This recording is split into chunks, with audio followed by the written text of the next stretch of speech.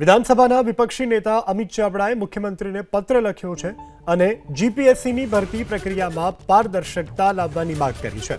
સાથે જ તાજેતરમાં જીપીએસસીમાં મૌખિક ઇન્ટરવ્યુમાં ભેદભાવ અંગે સવાલ ઉઠ્યા અને જીપીએસસી અને અન્ય સરકારી નોકરીની ભરતી પ્રક્રિયા ઉપરથી ઉમેદવારોને વિશ્વાસ ઘટી રહ્યા હોવાનો આરોપ લગાવ્યો છે।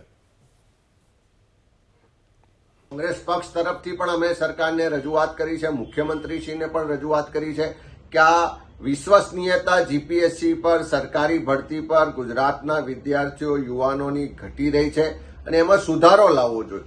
સુધારો લાવવા માટે અત્યારે જે જીપીએસસીની પેનલ છે એમાં કોઈ પણ જાતનો ભેદભાવ ના થાય, જાતિગત રીતે ભેદભાવ ના થાય એટલા માટે પેનલમાં એક એસસીમાંથી, એક એસટીમાંથી ને એક ઓબીસીમાંથી એક પ્રતિનિધિત્વ ત્યાં પેનલમાં હાજર હોવું જોઈએ। આખી ઇન્ટરવ્યુ પ્રક્રિયા જે થાય છે એનું વિડીયો રેકોર્ડિંગ થવું જોઈએ।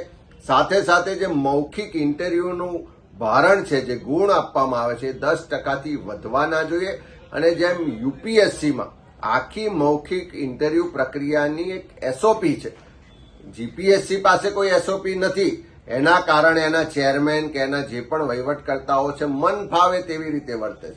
પહેલાના અગાઉના પરિણામો જોશો તો મૌખિક ઇન્ટરવ્યુના જે ગુણ મુકાય છે એમાં બહુ લાંબો તફાવત નહોતો રહેતો, પણ હમણાં જે હસમુખભાઈ પટેલ આવ્યા પછી ઇન્ટરવ્યુમાં જે ગુણ મુકાય છે એમાં ખૂબ લાંબો તફાવત આવે છે કે એક વિદ્યાર્થીને 10 થી 20 ગુણ મૂકવામાં આવે અને બીજા વિદ્યાર્થીને 80 થી 90 ગુણ મૂકવામાં આવે। એનો સ્પષ્ટ મતલબ છે કે મોટો તફાવત એ આ ભેદભાવના કારણે થઈ રહ્યું છે।